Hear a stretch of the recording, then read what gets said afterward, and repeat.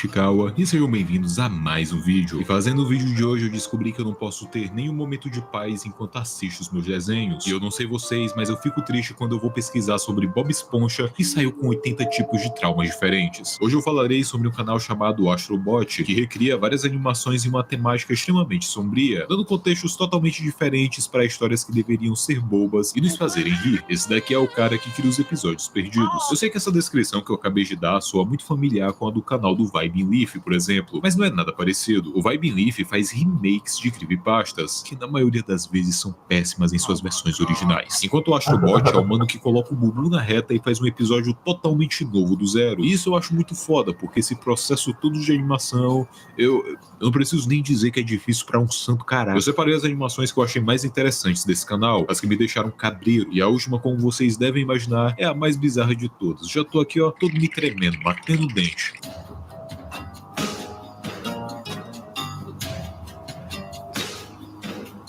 Começando com apenas um show. Esse episódio se inicia com Benson em mais um dia no parque, irritado como sempre, que nem qualquer trabalhador médio. Ele escuta uma risada que aparentemente é do Pairulito e já começa a desconfiar que o Mordecai e o Rigby não foram trabalhar, e sim brincar com Cabecinha Rosa. A cena muda e... Tá certo? Tá bom? O Benson chega pra ver o que tá acontecendo, mas quando ele se depara com a cena, ele não consegue segurar o próprio vômito. Aparentemente, o Pairulito tava rindo, pois ele tirou a vida do Mordecai e do Rigby com as próprias mãos. ¿No quieres jugar?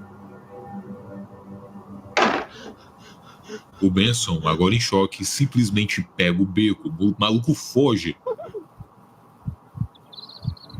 Só para se deparar com o Pairulito verdadeiro do lado de fora. O Pairulito pergunta o que era aquilo que tinha nas mãos do Benson, o que deixa a máquina de chiclete totalmente confusa na hora, até ele olhar para si mesmo e perceber a merda que ele fez.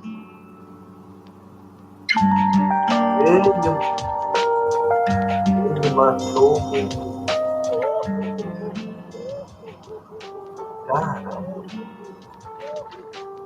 Eu acabei por deixar esse episódio no começo, pois ele é bem direto ao ponto. Alguma coisa se infiltrou na casa e se passou pelo Pairulito a fim de acabar com todo mundo que vivia ali. Mas esse final deixa brecha para várias teorias, já que o Benson também estava marcado com sangue. Eu consigo imaginar que isso de alguma forma representa o inconsciente do Benson, já que esse maluco vive estressado, com ódio, principalmente do Mordecai e do Rigby. Mas eu não posso simplesmente culpar o maluco, os caras só têm uma tarefa, cuidar do parque. E mesmo assim, no final do dia, eles abrem fendas dimensionais, lutam com a porra de um robô gigante e destrói o tecido da realidade. Eu entendo como esse maluco fica puto. Eu entendo. Esse ódio corroeu tanto o Benson por dentro que ele simplesmente enlouqueceu, o maluco surtou e acabou com a vida dos dois. E aquele Pairulito todo fudido seria uma visão que ele teve durante esse surto. Mas enfim, isso não pode fazer sentido pra você que tá assistindo e isso é totalmente compreensível, pois esse episódio deixa o final em aberto, como eu já disse. Então se você tem alguma opinião sobre o que aconteceu aqui, deixa aí nos comentários pra todo mundo ver e vai que você concorda com a opinião de outra pessoa. Enfim, vamos continuar, pois provavelmente esse daqui foi o episódio mais leve. Pô. Clarencio. Ai meu Deus, o Clarencio. Como eu não queria mais ouvir esse nome pelo resto da minha vida. Mas pelo menos eu tenho que dizer, isso daqui era melhor que tio avô. Esse episódio começa com o Jeff indo até a escola com seu novo brinquedo. Ele tava todo feliz porque todo mundo ia gostar da peça nova do pai. Brinquedo novo, lindo. Não preciso dizer nada, o boy tava com o Juice, todo mundo ia ficar babando pra ele. Detalhe, certeza que algum moleque amargurado ia pegar essa porra e tacar pela janela. Ele chega na escola todo feliz e diz que aquilo não era nada. Todo mundo podia fazer fila pra ver o brinquedo dele. Tava todo se achando, mas aí o clima pesa. O Jeff vê todo mundo rodeando alguma coisa. Oigan, ¿qué está pasando? Sim, era o mesmo brinquedo e todo mundo queria ver. Pois é, meu dog, chegaram primeiro. Você perdeu o lugar. O Jeff pergunta pro Clarencio o porquê de todo mundo tá olhando pro robô do Gilben, que é outro pivete aleatório da série. O Clarencio vira pra falar e... Só assistindo pela segunda vez eu percebi que esse fela tá com o pescoço virado do avesso. Ele diz que aquilo era um super robô e o Jeff diz que era o mesmo que o dele. E é aí, meus amigos, que o Clarencio simplesmente solta a pedrada que quebrou as pernas do moleque. Es exactamente el mismo que el mío. Oh, sí, pero el de él tiene un gorro de Muchas veces papel. papel. Un gorro de papel. Un gorro de papel. Un gorro de papel. Un gorro de papel. Chapeuzinho de A cena rapaz. corta e vemos Jeff agora sozinho na sala de aula com um brinquedo do lado dele. Ali estava o motivo dele não ser mais um bonzão do colégio, aquela desgraça de chapeuzinho de papel. Ele destrói aquilo que era do outro por pura inveja. Ele simplesmente virou o moleque amargurado que queria tudo pra si. Mas até aí tudo bem, né? Você quer saber o problema mesmo? O problema é que o Gilben viu tudo pela janela, pô.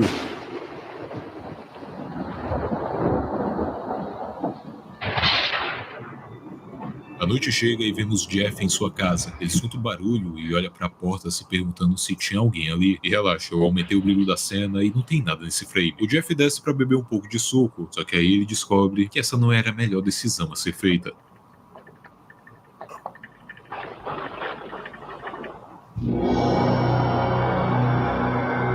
Mano.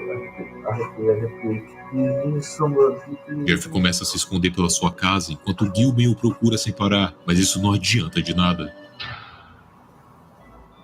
Agora preso em uma sala sem conseguir se mover, Jeff começa a ser manuseado por Gilben como se fosse uma marionete. Gilben começa a quebrar suas juntas como se ele fosse um brinquedo, e preso nesse vazio, Jeff não consegue mais gritar.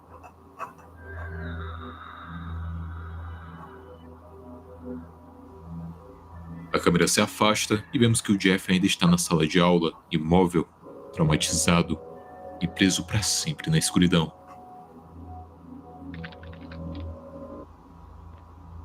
Acorde, Finn. O episódio começa com o Finn chegando em casa, mas do nada toca o tema de Seinfeld e o Finn ainda escuta isso e se pergunta se tem alguém em casa. Ele vê Jake sentado e totalmente imóvel, mas quando ele se vira, o seu rosto tá totalmente diferente. Do nada ele vira um mordomo menta com um rosto humano. Who's Jake? O Rei Gelado também entra em cena, enquanto no fundo da imagem é possível ver uma floresta realista até demais. Ele acaba entrando na casa com o corpo da princesa Jujuba e, como se isso já não fosse estranho o suficiente, do nada ele acaba se tornando uma pessoa comum do nosso mundo, como se fosse alguém fantasiado de Rei Gelado. O Finn fica horrorizado com essa situação, enquanto a princesa Jujuba, agora em uma forma bem zumbificada, diz para Finn ver quem ele realmente é, um corpo totalmente degradado, praticamente à beira da morte. O Finn tenta ir embora dali, cair no vazio branco de sua mente, mas todos dizem pra ele não ir embora. Não nos deixe, Finn. Não nos deixe, Finn.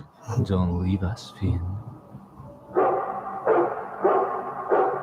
Don't leave us. Don't leave us. Don't leave us. Don't leave us, Finn. Don't leave us. Don't leave us. Basta, ya basta. Porém, mesmo com todos esses pedidos, Quiero irme. ele pula para o nada. Déjenme volver. Déjenme volver. Déjenme volver. Onde esse cara foi, velho?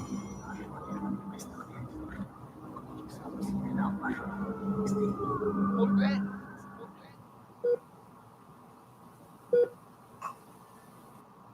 Baseado em várias teorias do passado que diziam que Hora de Aventura era na verdade um sonho profundo de Finn, esse episódio acaba falando por si só. O garoto tá em coma, porém estava prestes a acordar, e agora sua mente estava embaralhando as suas memórias do mundo real com as desse mundo fantasioso cheio de coisas incríveis. O Finn estava prestes a acordar do seu coma, prestes a encerrar sua última aventura, onde a sua recompensa seria se libertar.